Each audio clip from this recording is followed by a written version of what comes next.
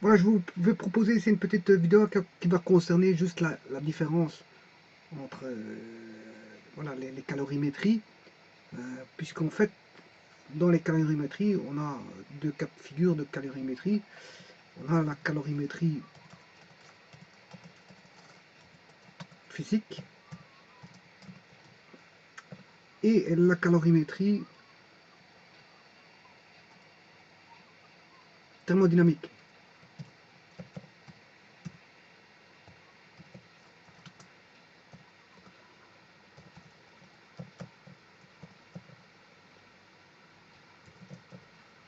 Voilà. La différence entre les deux, ben, il n'y en a pas tellement des masses, si ce n'est que, bon, pour le premier ici, on parlera d'un système,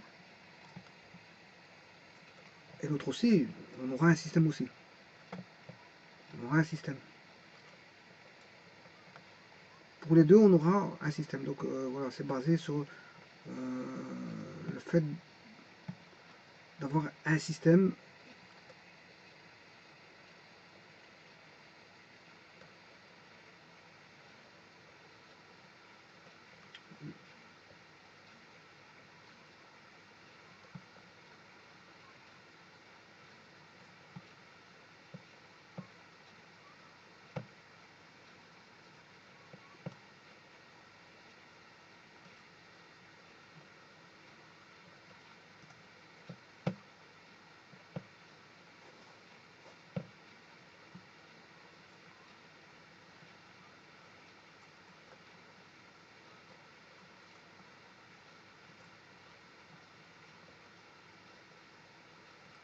Voilà. Donc aussi bien pour celui-là, calorimétrie physique, on a un système. Et pour la calorimétrie thermodynamique, on a un système aussi.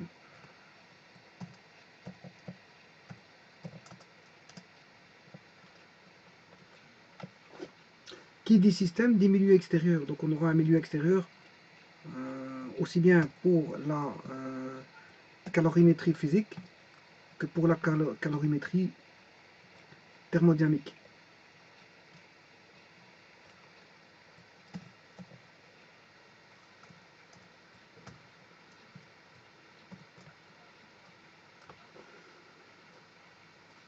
Bon, mais avec la calorie thermodynamique, on peut faire aussi de la calorie thermochimique. Calorimétrie thermochimique.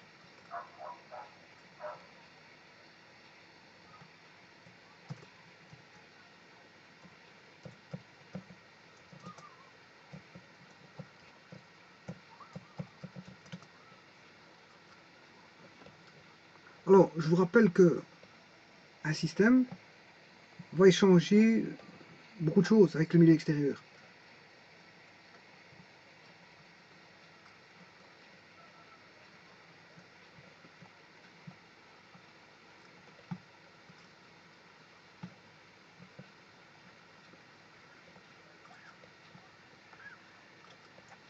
Donc il va échanger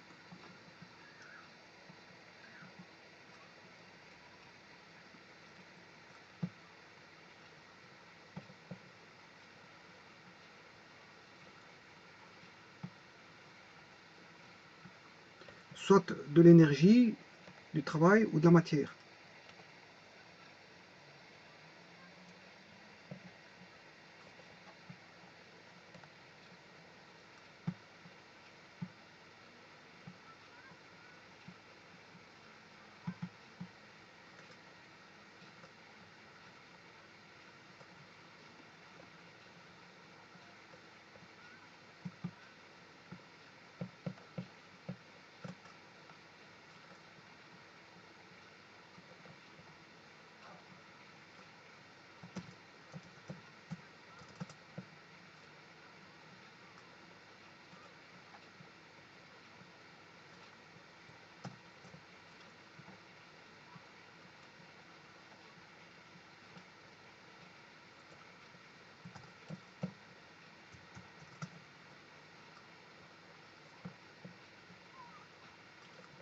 Quand je dis échanger, bien sûr, c'est soit céder ou fournir, hein. Soit le milieu extérieur peut fournir un travail, dans ce sens-là. L'énergie, le milieu extérieur peut fournir de l'énergie, c'est dans ce sens-là, au système bien sûr. Et le milieu extérieur peut fournir de la matière au système, c'est dans ce sens-là.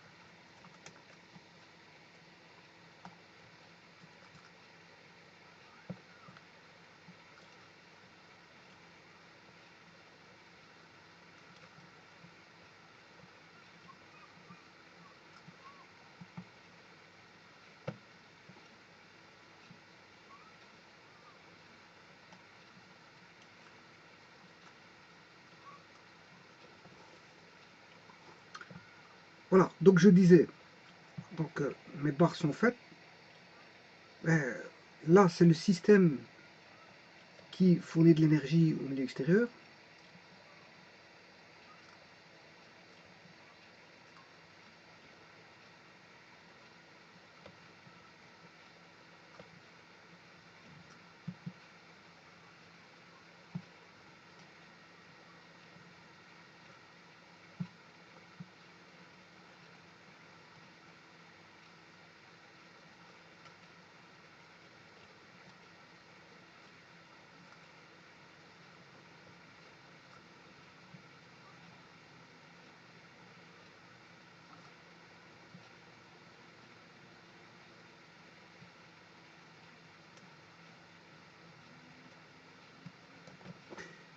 Voilà. Donc on voit les types d'échanges que le système et le milieu extérieur peuvent avoir entre eux, soit de l'énergie, du travail et de la matière. Ici on voit bien, si je prends ceci, cette flèche-là, on voit bien que c'est le milieu extérieur qui fournit de l'énergie au système. Si je prends celle-ci, c'est le système qui fournit de l'énergie au milieu extérieur. Là, c'est le milieu extérieur qui fournit de travail au système. Et cette flèche-ci, c'est le système qui fournit du travail au milieu extérieur. Là, on a un échange de matière, c'est-à-dire que c'est le système qui fournit de la matière au milieu extérieur. Et là, on a le milieu extérieur qui fournit de la matière au système. Voici les échanges énergétiques. Bon, et quel type d'énergie peuvent-ils échanger? Ben, il y a différents types d'énergie. Hein. On a l'énergie calorifique, l'énergie cinétique qui est de l'énergie mécanique, l'énergie, ouais, je peux l'écrire ici, hein. Ah, ouais.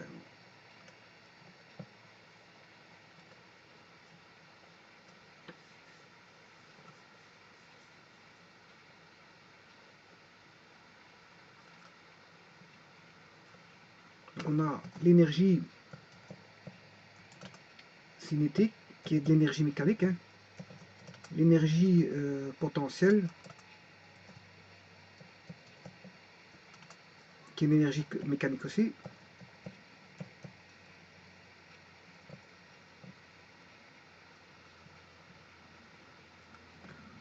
On a l'énergie électrique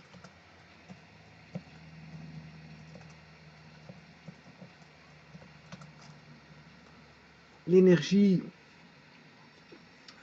cinétique et potentielle, c'est l'énergie mécanique. Je les ai mis ici, ils sont là. On a l'énergie nucléaire, thermique, et ainsi de suite. Vous pouvez continuer le 3 petits points. Hein, l'énergie musculaire, l'énergie éolienne, l'énergie solaire, l'énergie, tout ce que vous voulez. Il y a beaucoup de formes d'énergie. Et bon, on a des transformations de l'une en l'autre. Ça c'est pour l'énergie. Au niveau du travail, ben, c'est le travail des forces. Ce sont les forces qui travaillent là, à ce niveau-là.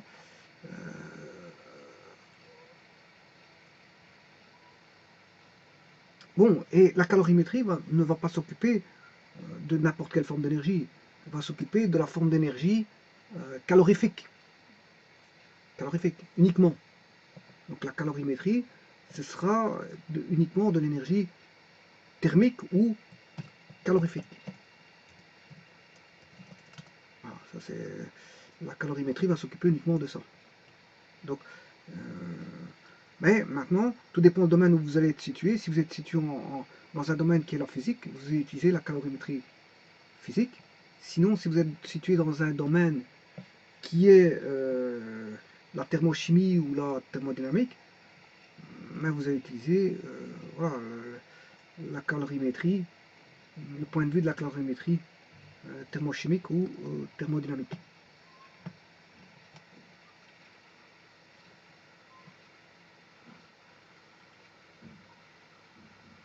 Voilà, donc ici, la force, la seule énergie prise en compte pour l'énergie, pour la calorimétrie, c'est l'énergie calorifique. Alors, pour ce qui est de la matière ici, on ne tient pas compte de la matière ici. La matière se fait avec une masse constante. Pour la calorimétrie va induire une masse, en calorimétrie physique, tout au moins une masse qui s'exprime en kilos, ou si c'est un échantillon en grammes, peu importe. Donc on a une masse. Mais avant d'avoir une masse, on a bien sûr une substance.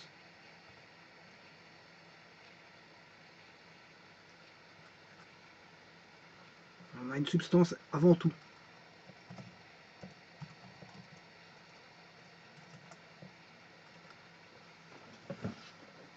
Et donc, en calorimétrie thermochimique, pareillement, on aura l'existence d'une substance, par exemple, mais on parle pas ici, on parlera pas ici de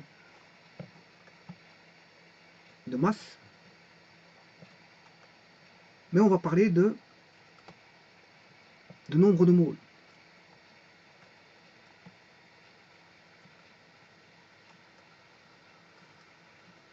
Donc là, ici, on a une substance, tout comme on a une substance en thermodynamique, en calorimétrie thermodynamique ou thermochimique.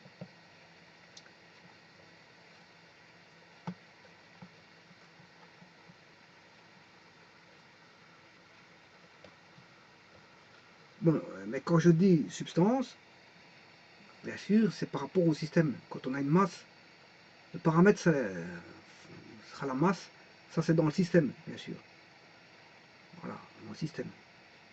Alors, on aura ici un nombre de moles.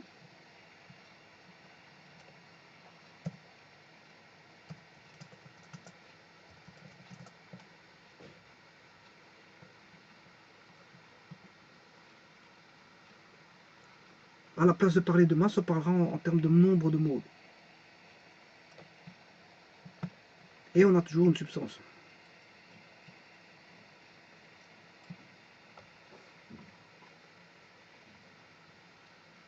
Donc, comme je vous disais tout à l'heure, l'énergie échangée ici avec le système, en calorimétrie, ben, c'est l'énergie calorifique.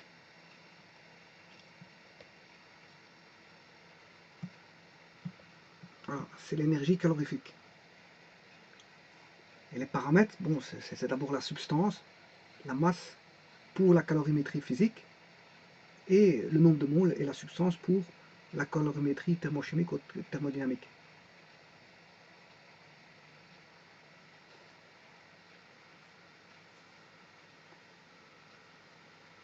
Bon, mais qui dit calorimétrie dit chaleur, énergie calorifique, donc somme de chaleur désignée par la lettre Q.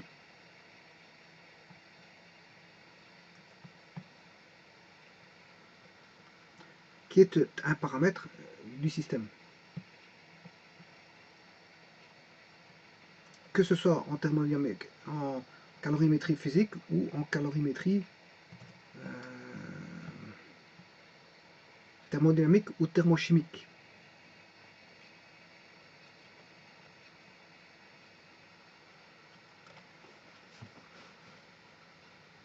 Donc, comme je vous disais ici, l'échange se basera sur un échange calorifique. L'énergie sera de type thermique ou calorifique. Voilà.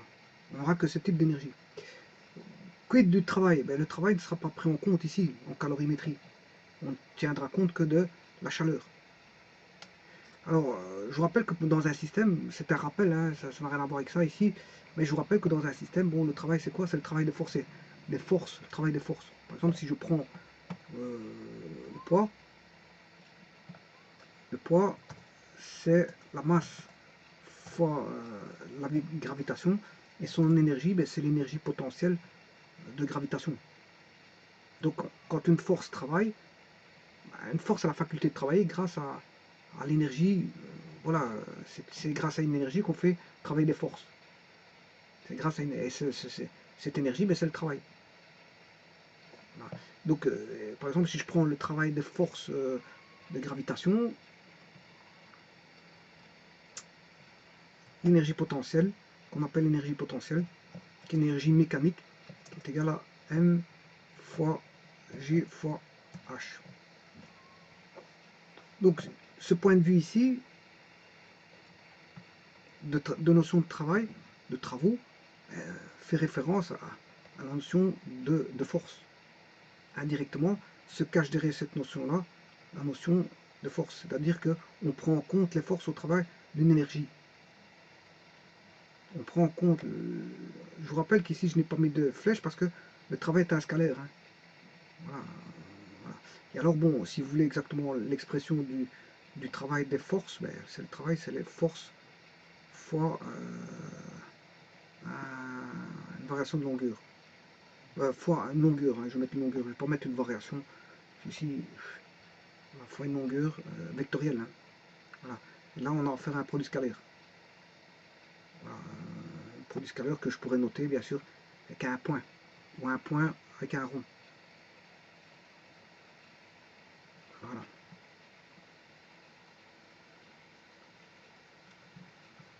Donc, se cache derrière la notion de travail, la notion de force.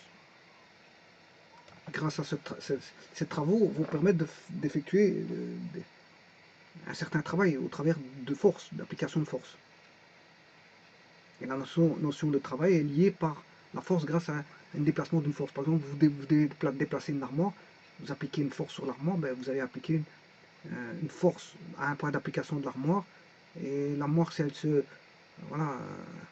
déplace de certaines distances, le travail que vous avez effectué au niveau musculaire pour faire avancer l'armoire, c'est la force appliquée pour faire avancer l'armoire fois la distance déplacée. Alors je rappelle que déplacer une armoire sur 1 km n'est pas la même chose que déplacer une armoire sur 10 km.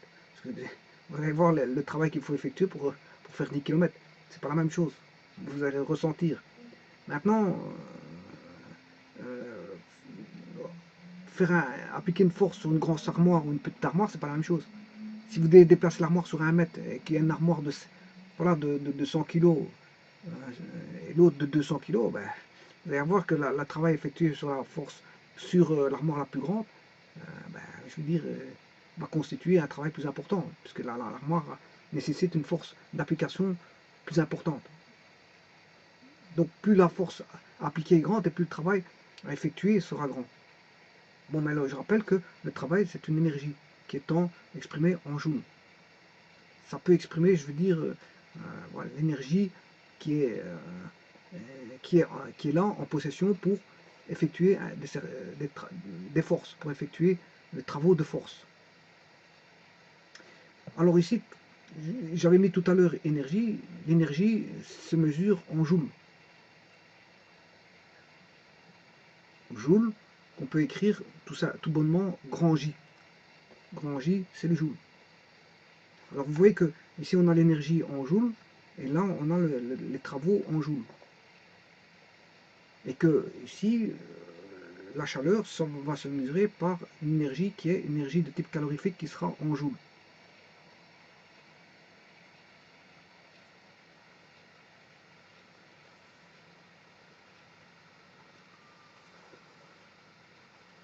Alors, un autre exemple, voilà, donc je vous ai pris des exemples de force spécifique, qui est le poids. Le poids, voilà, on mesure l'énergie potentielle du poids. Le poids a une certaine énergie potentielle en fonction de la hauteur. Le poids a une énergie potentielle en fonction de la hauteur, qui peut être transformée en énergie cinétique. Voilà, s'il est lâché et qu'il prend un certain mouvement, ben, on a la transformation d'énergie potentielle en énergie cinétique. D'ailleurs, en mécanique des fluides, le travail ici que vous voyez, le travail, quelles sont les forces en mécanique des fluides? On aura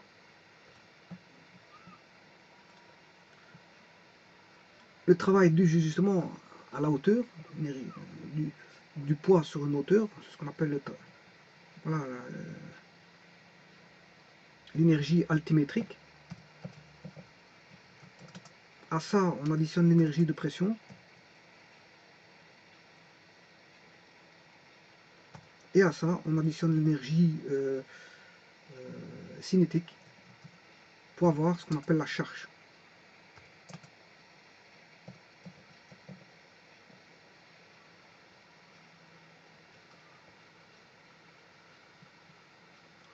Et derrière ça se cache, bien sûr,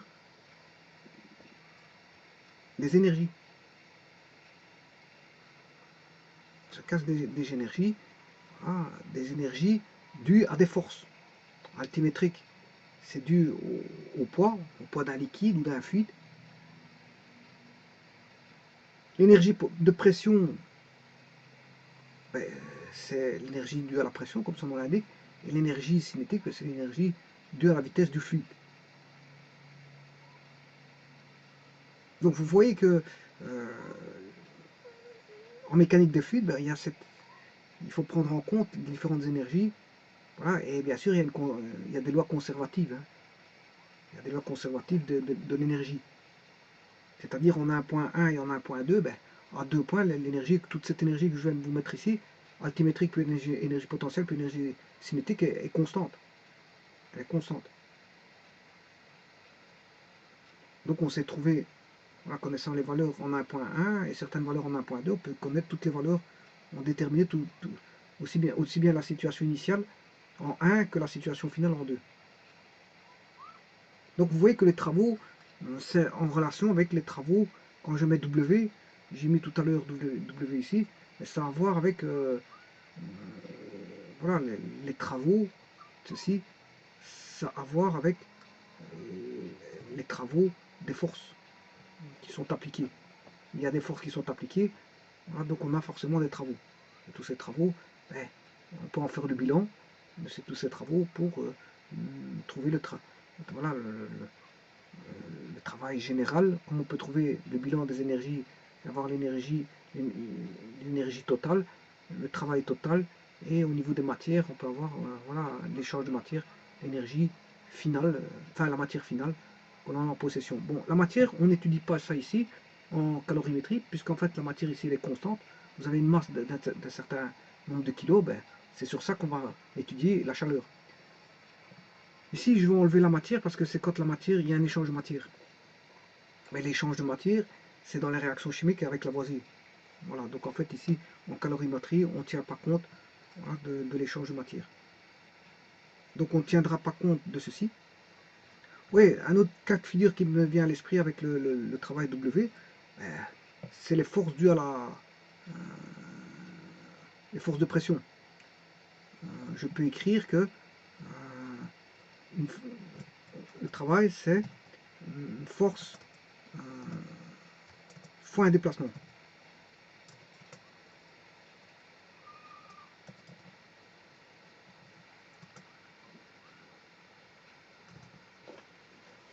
Bon, une variation de déplacement. d'une longueur L1 et une longueur L2. Mais la force, c'est la pression fois une surface. La force, c'est une pression que je vais appeler P fois S. Mais ce S-là, je peux le faire rentrer dans le delta L. Et S fois delta S fois delta L. Ici, je ne sais pas pourquoi j'ai mis un star. Voilà. P fois delta S fois, je vais remettre un fois, voilà, S fois L, une section fois une longueur, ça fait un volume. Voilà. Et là, W est égal à P delta V, ça c'est l'énergie due à la pression, hein, la variation de volume d'un piston, quand on lui met une certaine pression, P. Voilà, et ça, donc ce W spécifique serait dû à la pression sur un piston. Donc vous voyez que tout ceci renseigne sur les forces qui sont cachées derrière les travaux. Voilà. Donc qui dit travaux dit force. Voilà, donc, mais de toute façon, ici, ce qui nous importe ici, c'est que l'énergie calorifique et rien d'autre. Donc ce qui veut dire qu'ici, j'ai toujours mon milieu extérieur et j'ai qu'un seul type d'échange avec le milieu extérieur. Ben, ce type d'échange, c'est l'énergie calorifique.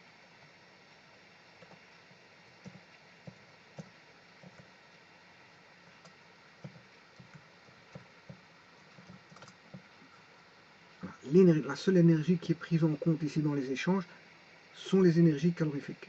Donc ici, c'est la calorimétrie. La calorimétrie. Mais on peut l'étudier de deux types, la calorimétrie physique ou la calorimétrie thermochimique ou thermodynamique.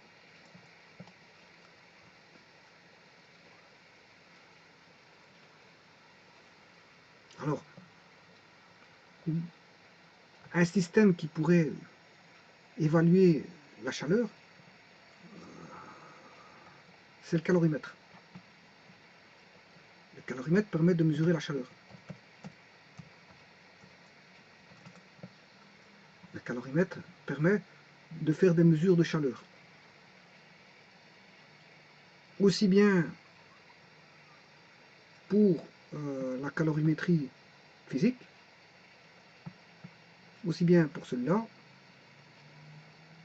que pour celui-là. C'est la même chose. Si ce n'est qu'ici, il y a que juste comme on est en thermodynamique, et fatalement, je veux dire, si on est en thermochimie par exemple, ben, le nombre de moles c'est une notion de chimie, alors qu'ici la masse en kilowatt est une notion de physique. La substance, elle reste ce qu'elle est ici, c'est la même chose.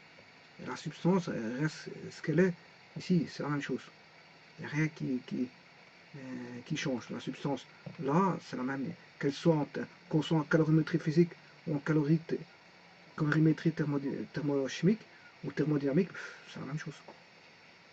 Les substances ne changent pas, si ce n'est qu'ici, c'est voilà, on a au travers ici d'une masse évaluée en kilos ou en grammes, peu importe, alors que là, on a une quantité de matière, on a un nombre de moles qui se mesure bien sûr aussi en grammes. Hein, en grammes.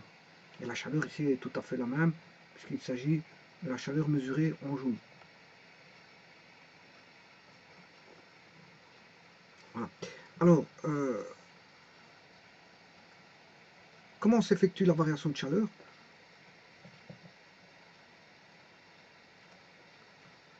La variation de chaleur va prendre plusieurs formes. Ben, alors, si je prends une courbe,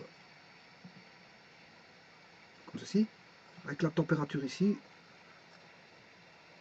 et la pression ici. Il existe des courbes spécifiques qui sont comme ceci.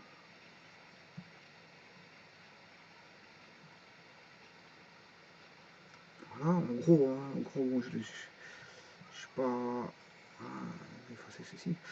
Voilà, ce qui veut dire que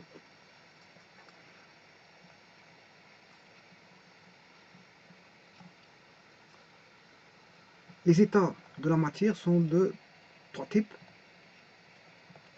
On a le type solide, liquide et gaz,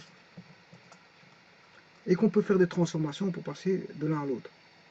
Si je fais une transformation comme ceci, je suis à une certaine température,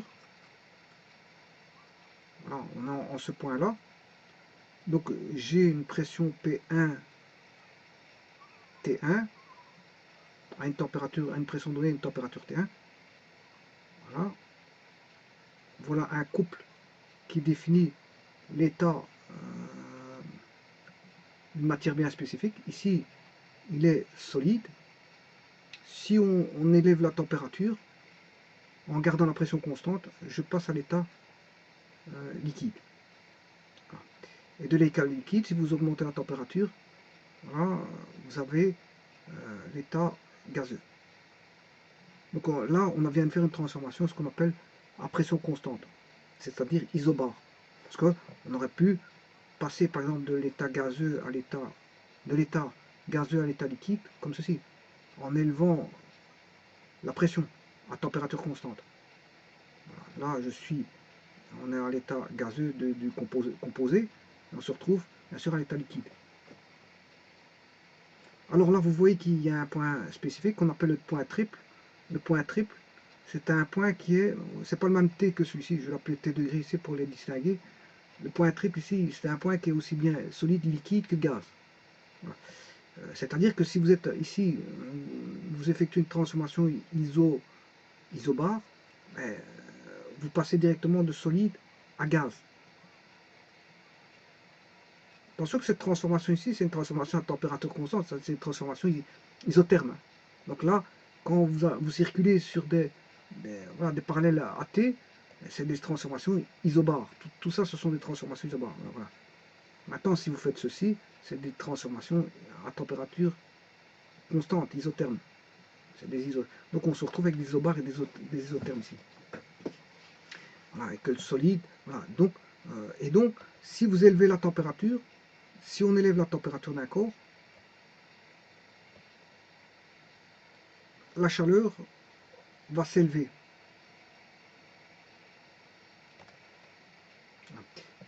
C'est pas toujours le cas quand on est situé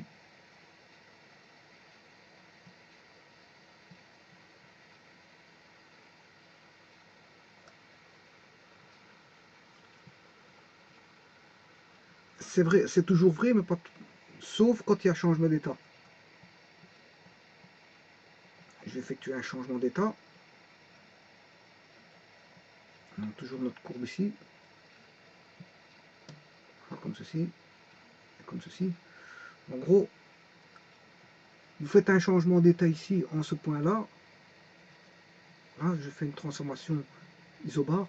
Il y a deux points spécifiques. Je vais le mettre ici. Là, on a une transformation d'état qu'on va passer de l'état solide à liquide. Là, on a une variation de chaleur sans augmentation de température. Et on voit là un autre point. On a une variation de chaleur sans variation de température. Quand on a le passage liquide-gaz. Alors, le passage solide-liquide s'appelle liquéfaction. Le passage liquide-gaz, c'est, on va dire, c'est une vaporisation. Et passage solide directement à gaz, comme c'est le cas ici, là, c'est ce qu'on appelle une sublimation. Mais il faut être en dessous du point triple. Et là, on a une variation de en changement d'état ici. On a une variation de chaleur à température constante. Donc là, ce point-là, par exemple ce point-là, ben, là, la chaleur va augmenter ça va être une chaleur de changement d'état, donc la température ne varie pas là. En général, la température, quand elle monte, ben, la chaleur monte, mais sauf dans les changements d'état. Donc, ce qui veut dire qu'en calorimétrie, vous devez faire attention au changement d'état, parce que ça va induire une chaleur en plus dans le bilan. dans le bilan énergétique, ça va induire une chaleur en plus. Alors, qu'est-ce que c'est que le bilan? Ben, calorifique. Vous avez le système, et bien sûr le milieu extérieur. Vous allez changer, je vais changer de la chaleur ici, là, là, là, là, là, là. Bon, supposons qu'ici, voilà, le milieu extérieur donne au système. Là, le système donne au milieu extérieur. Là, je prends le cas de figure où le système donne au milieu extérieur. Le système ici, le milieu extérieur donne au système. Le milieu extérieur donne au système.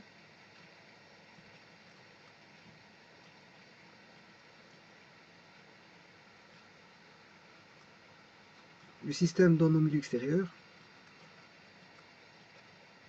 Et le système donne au milieu extérieur.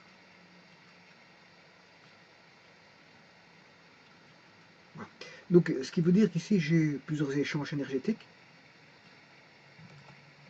J'ai un échange 1.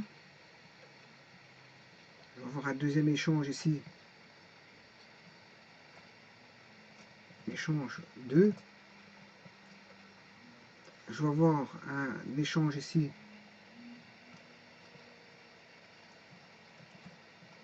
3. Un échange 4. Un échange 5. Un échange 6. Et un dernier échange ici, qui s'effectuera ici, à ce niveau-là, échange 7. Donc, et on va faire ce qu'on appelle un bilan. Un bilan énergétique qui va permettre de dire bon, qu'est-ce qui a été reçu en globalité, ou si le système a reçu en globalité, ou s'il a fourni en globalité, ou si on a un échange où il n'y a pas d'échange, ça reste nul. Pour avoir un bilan qui est nul en énergie. Pourquoi pas?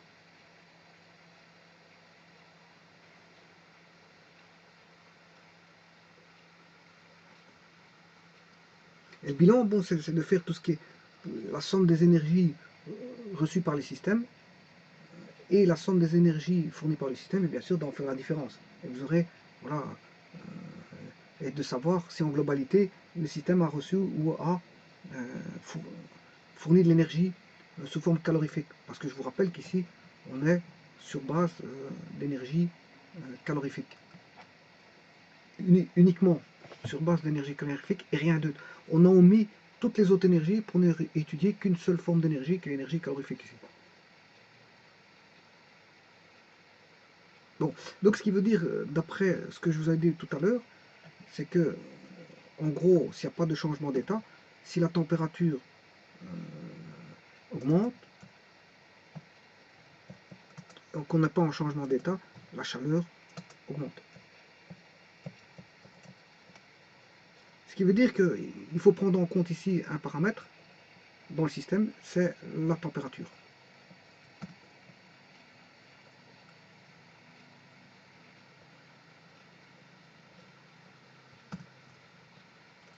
Donc, vous voyez les différences. Quelles sont les différences? C'est au niveau des unités. Puisque, bon, la quantité, ici, c'est une quantité de matière. Ouais, on peut l'exprimer en grammes, il n'y a pas de problème. Mais c'est un nombre de moles. Là, c'est une énergie calorifique en joules.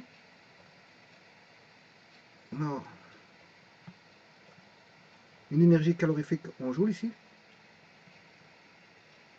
Là, on est l'énergie calorifique est en joules. Jusque-là, ça va. Là, on a une masse en kilos. on a un nombre de mots quand on est en thermodynamique. On a une substance donnée, que ce soit pour l'un ou pour l'autre.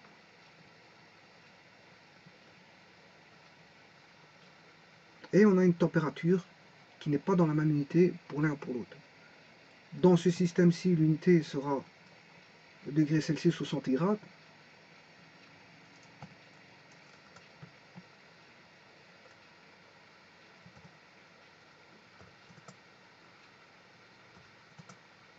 On notera même le T comme ceci, petit t, hein, ou T degré, pourquoi pas, T degré, là, degré Celsius ou centigrade. Alors que là, la température, c'est une température thermodynamique où il n'y a pas de négatif. T qui est en Kelvin. Alors, c'est bien c'est bien. Parce que ce qui se passe ici, ce qui va se passer, c'est que en thermodynamique, les températures ne sont pas négatives, elles ne sont jamais négatives. Elles ne le seront jamais parce que la température exprimée en Kelvin, bon, on commence à partir de zéro, donc on peut avoir que du positif ou zéro. Et bien sûr, c'est limité, la température Kelvin est limitée. Tout comme là, la température en degrés Celsius, elle est limitée.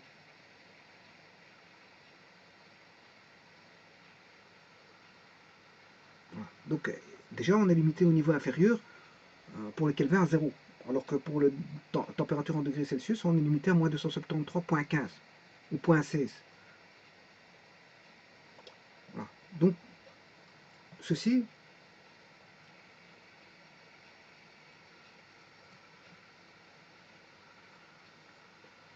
on voit bien que ce sont des aspects physiques. Ce sont des aspects physiques, hein. Calorimétrie physique, ce sont des aspects physiques. Enfin, ce sont des grandeurs physiques. La température en degrés Celsius. Alors que bon, là, on a plus des grandeurs de type thermodynamique et chimique.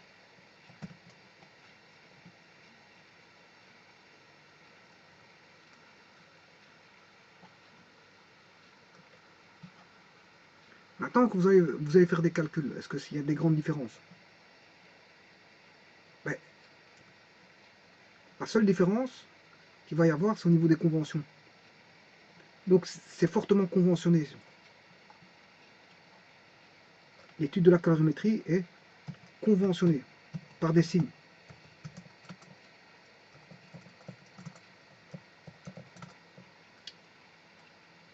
Et n'oubliez pas qu'il existe plusieurs types de conventions. Il y a la convention altruiste, égoïste et mixte.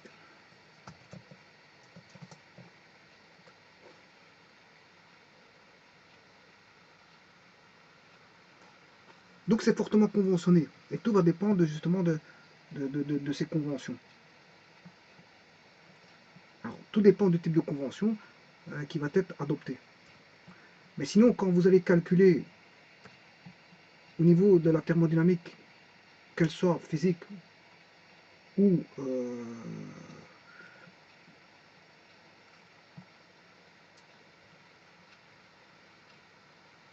thermochimique ou thermodynamique, peu importe, là ou là, les unités se mesurent de toute façon toutes les deux en joules. Les unités sont en joules, que ce soit pour celui-là ou pour l'autre. Alors je vous rappelle que joule, c'est le monsieur qui a fait l'expérience avec bon, un calorimètre et une masse M, et il a calculé bon, que valait la calorie. Et on lui a attribué une unité qui est l'unité de chaleur calorimétrique ou thermique, qui est le joule. Donc, la quantité de chaleur qui est exprimée par la lettre Q sera exprimée dans une unité qui est le joule, qu'on note généralement J. Et vous allez me dire, oui, mais pour la calorimétrie thermochimique, mais c'est pareil. Ce qui veut dire que au niveau des calculs, quand vous allez calculer aussi bien l'un pour l'autre, le résultat est le même en valeur absolue. J'ai bien dit en valeur absolue. Puisqu'ils sont tous les deux sous la même lettre J, c'est-à-dire en joule, tous les deux, ben, le calcul sera le même pour. C'est les unités qui vont faire en sorte que voilà, il y aura un aspect d'unité à prendre en compte. Donc les calculs seront les mêmes. Mais le problème, c'est que comme il y a des conventions, ben, elles seront peut-être, suivant les conventions, ces valeurs seront peut-être opposées. Ces valeurs seront peut-être opposées. Ça dépend des conventions prises par les personnes.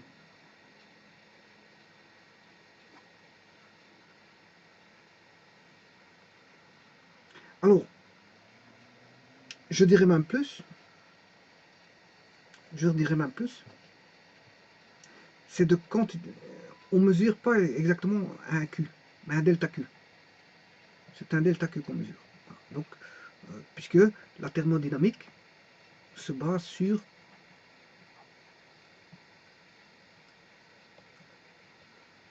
un système qui va évoluer uniquement sur base d'un système initial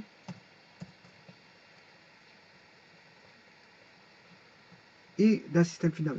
Le système ne dépendra que de deux états. Un état pris à un moment donné, qui est le système initial, et voilà, le système, comment a-t-il évolué.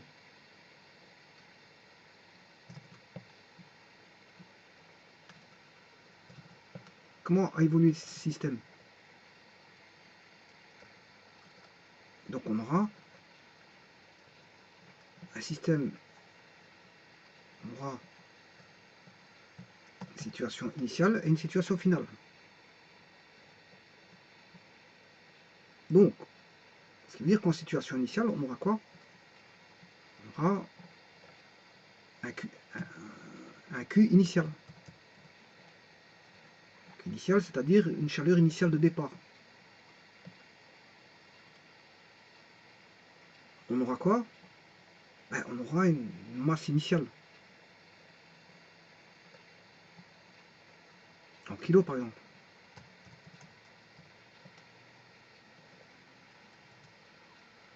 On aura une substance qui constitue le système.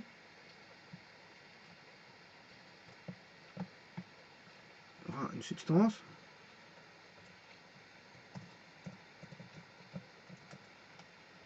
Et là, la substance, elle est conservée.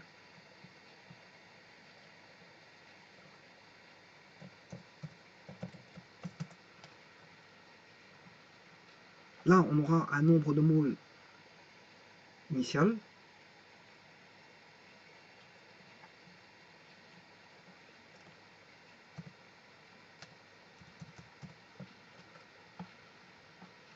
Je m'excuse, ici, je suis au niveau...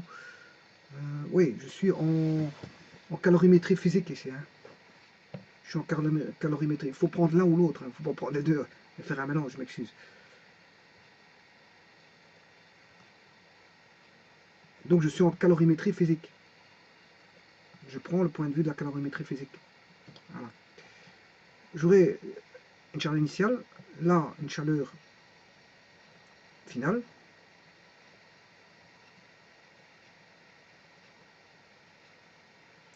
Masse initiale, une masse finale qui est égale à la masse initiale. Il n'y a rien qu'à changer. Je vous avais dit que la masse, elle ne bouge pas.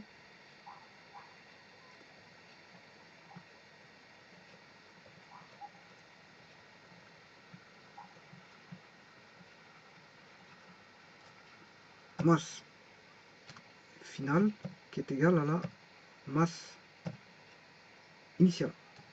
La masse ne change pas. Une substance qui n'a pas changé. Je vous rappelle qu'ici, il y a une seule phase. Hein. Il n'y a pas plusieurs phases, il n'y a qu'une seule phase. Voilà. Et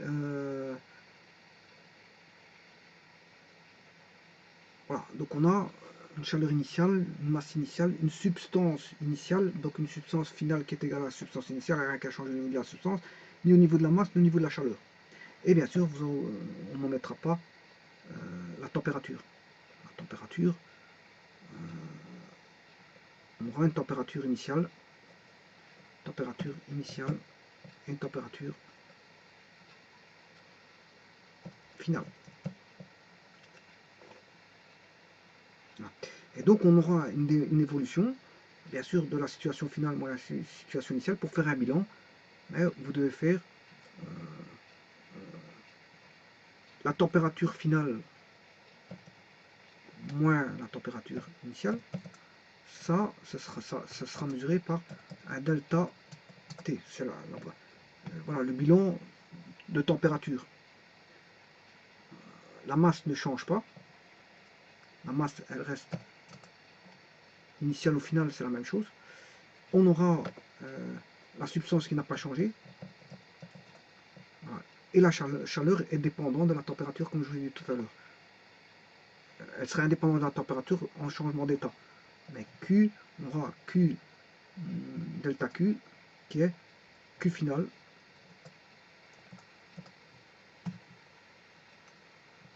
moins Q initial. Et ça, c'est delta Q. Voilà. Et vous pouvez faire la même chose pour la calorimétrie thermochimique. On aura Q final, voilà, Q final, nombre de moles, voilà, la substance et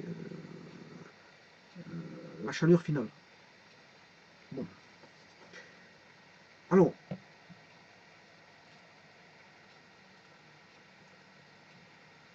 donc en thermodynamique, ça ne dépend que de deux états. Peu importe les transformations qu'il y a eu en intermédiaire, elle ne dépend qu'une situation initiale et une situation finale, rien de plus. N'oubliez pas et ne perdez pas de vue que c'est conventionné. C'est conventionné. Bon, et alors bon, donc ça veut dire qu'ici on va mesurer non pas, si on veut faire un bilan, on va mesurer le delta Q et non pas le Q. Parce que le Q c'est par rapport à une situation donnée, soit initiale ou finale. Mais en vérité, si on voulait faire un bilan, c'est delta Q. Voilà. Qui se mesure toujours en joules. Parce que des joules, moins des joules, ça fait toujours des joules. Mais ici, on va mesurer un delta Q.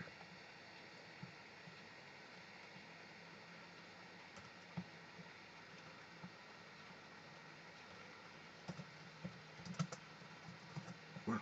Alors, le delta Q, en thermodynamique, on ne l'appelle pas delta Q, mais plutôt delta H. Delta H. Alors, suivant les conventions, il voudra l'opposer ou pas. Ça dépendra des conventions.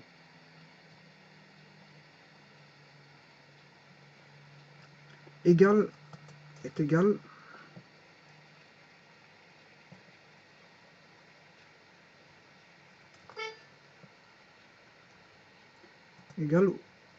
ou opposé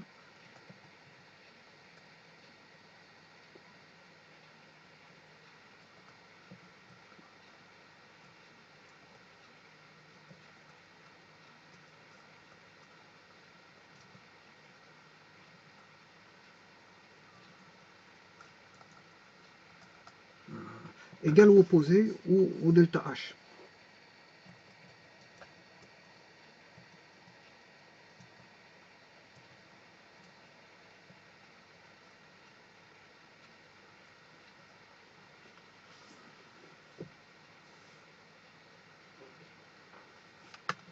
Problème de...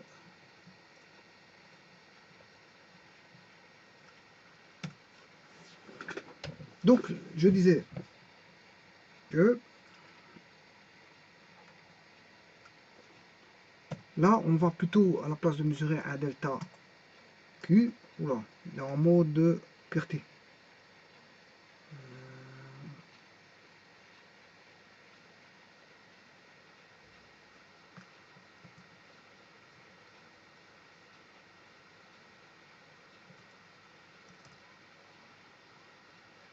Voilà, il s'est remis. Donc delta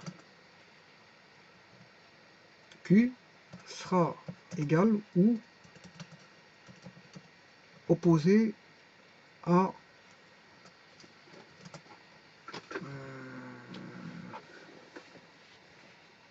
Donc delta Q égale ou opposé à delta H.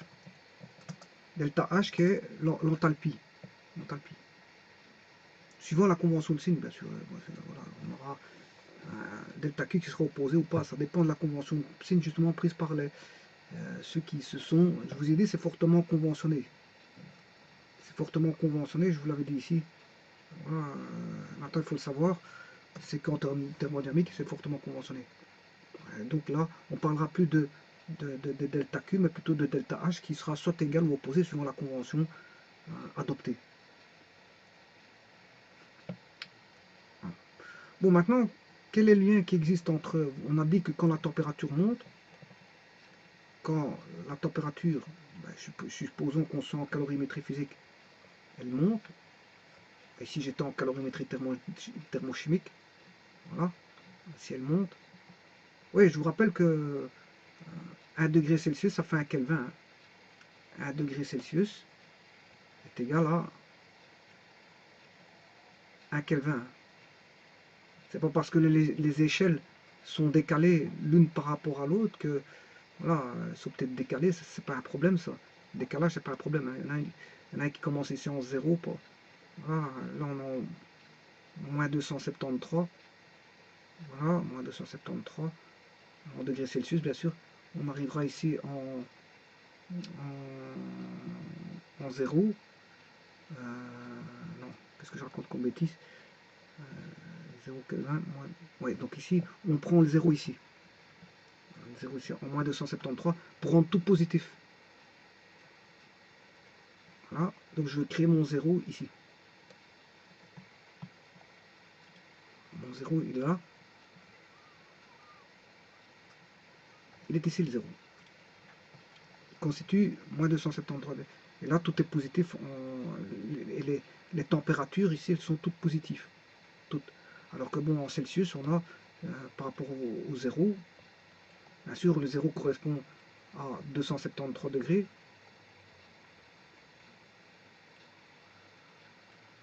À 273 Kelvin.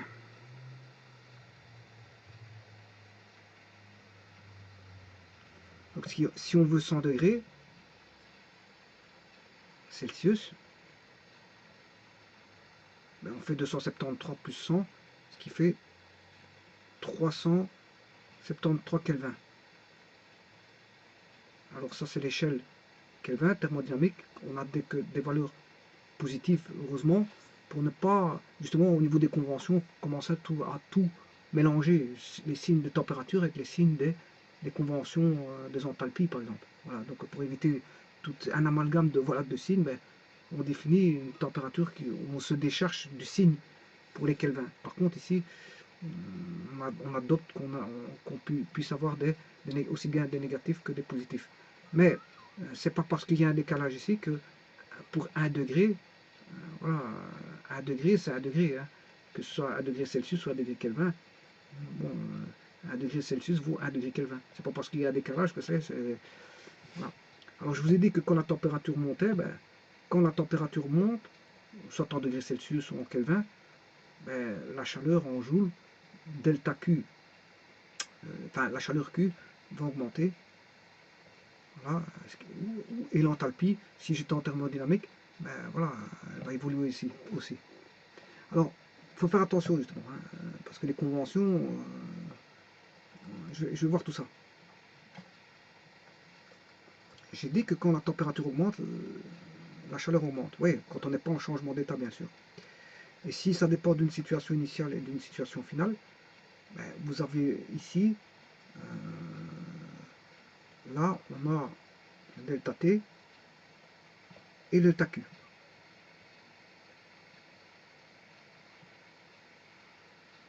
Alors, le delta Q est égal à la variation de température, mais est proportionnelle à la variation de voilà, elle est proportionnelle. Elle est proportionnelle. Donc, elle est proportionnelle. Je mettrai ici un K. Et quel est ce facteur K? Ben, vous savez très bien que c'est ce que l'on a ici. c'est la masse. Elle dépend de la masse qui est constante, bien sûr. Voilà. En faisant ceci, ben, on remarque aussi que c'est toujours proportionnel. C'est toujours proportionnel. K1. C'est notre constante. Hein. Donc la variation de chaleur est proportionnelle à la variation de température. Bien sûr, ici, il faut mettre des parenthèses. Hein, parce que sinon, donc, si je devais l'écrire complètement, le delta Q, qui est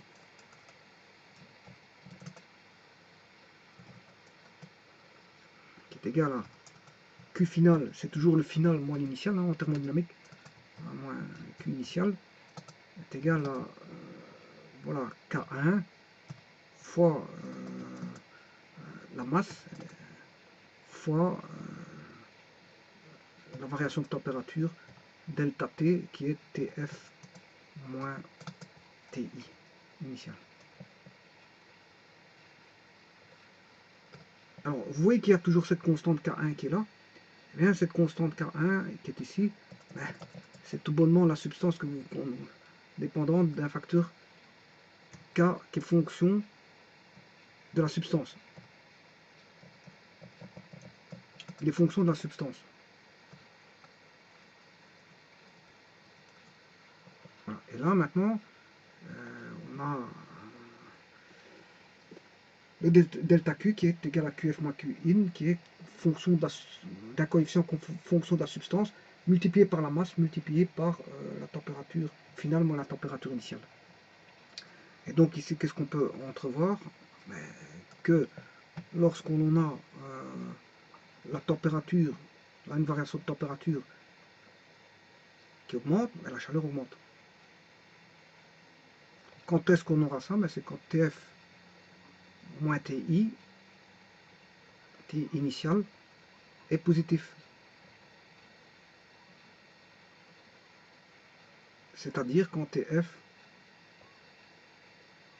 est plus grand que TI, TIN. Quand on a TF, voilà, ça c'est TF moins TI sera. Alors à ce moment-là, le delta Q sera positif. Par convention, c'est une convention ça. C'est une convention que j'adopte. C'est-à-dire quand ceci est positif, ben, je considère que lui sera positif. C'est une convention que j'adopte. Ça veut dire l'inverse.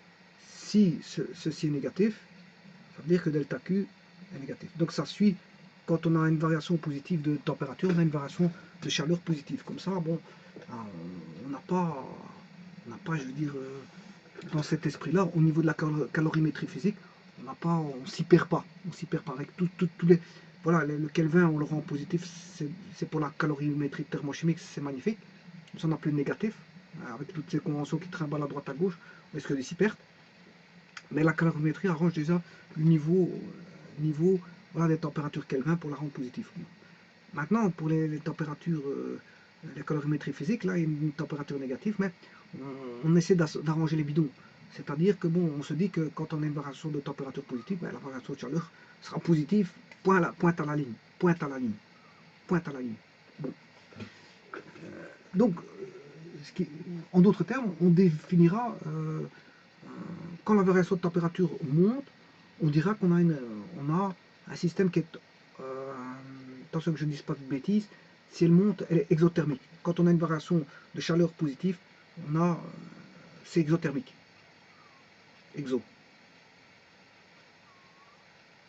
Exothermique. Bon, exothermique, ça veut dire quoi? Bien, là, on avait le système, je vais faire un petit peu de place, hein, parce que je vais le faire ici. Voilà, le système il est là. Il évolue, système, hein, bien sûr. Hein. Enfin, j'aurais dû écrire ça ici plutôt. On risque de croire que le système est à l'extérieur. Je vais effacer ceci, parce qu'à l'extérieur, c'est le milieu extérieur.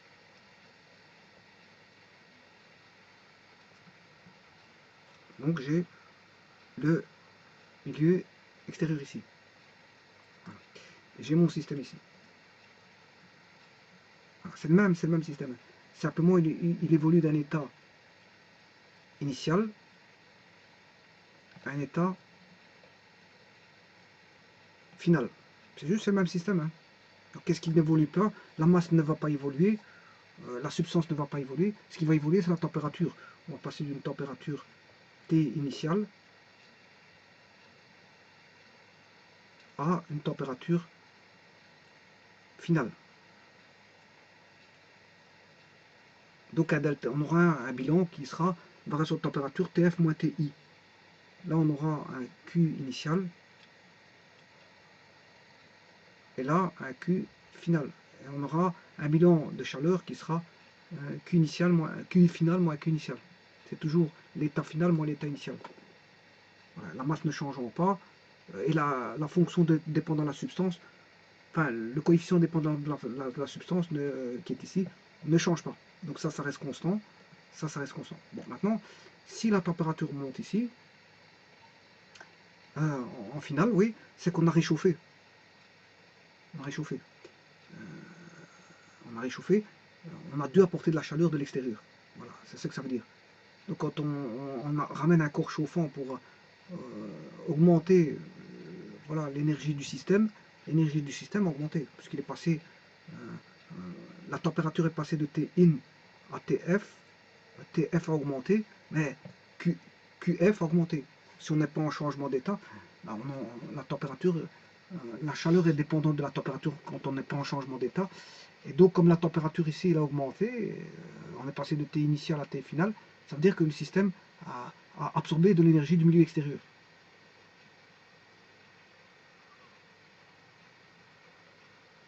Elle a consommé de l'énergie du milieu extérieur.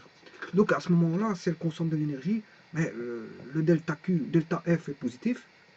Le delta F est positif, parce que TF est plus grand que TI, TF moins TI sera positif.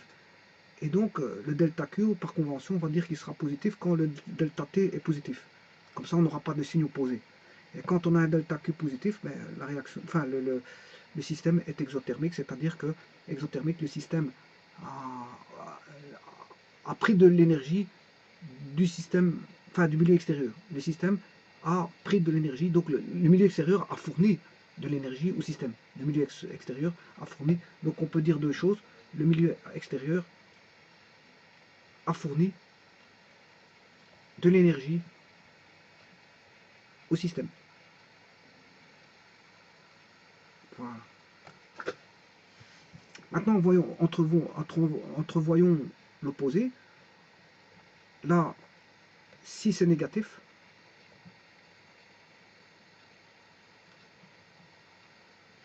si c'est négatif ici, delta F moins delta E, moins delta F moins delta TF moins TI est négatif. Ça veut dire que si c'est négatif, c'est parce que c'est le TF qui est plus petit que le TI, ou le TI est plus grand que le TI, la température initiale est plus grande. La température initiale est plus grande. Donc ça veut dire que le système s'est refroidi. Le système s'est refroidi.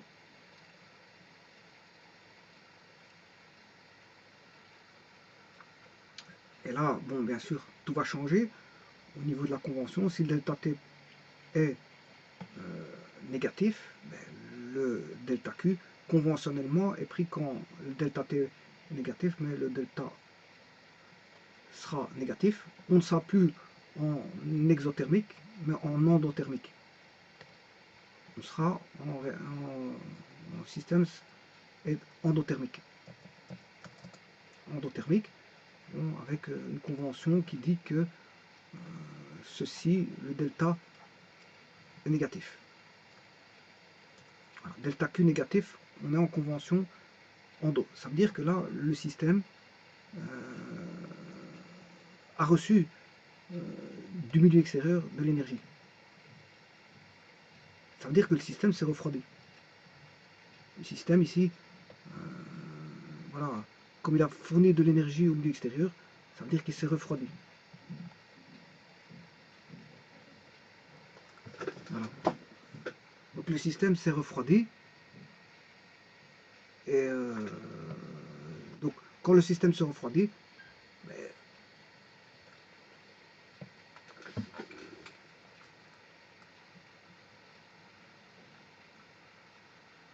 quand le système se réchauffe, on a une réaction. Bon, le système est...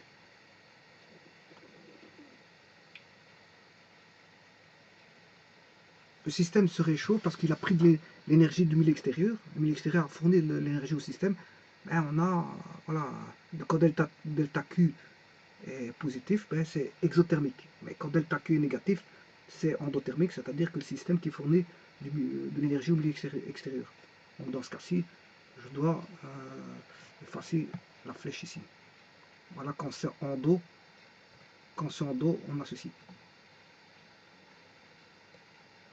Quand c'est endothermique, on a ceci. Donc le système a évolué.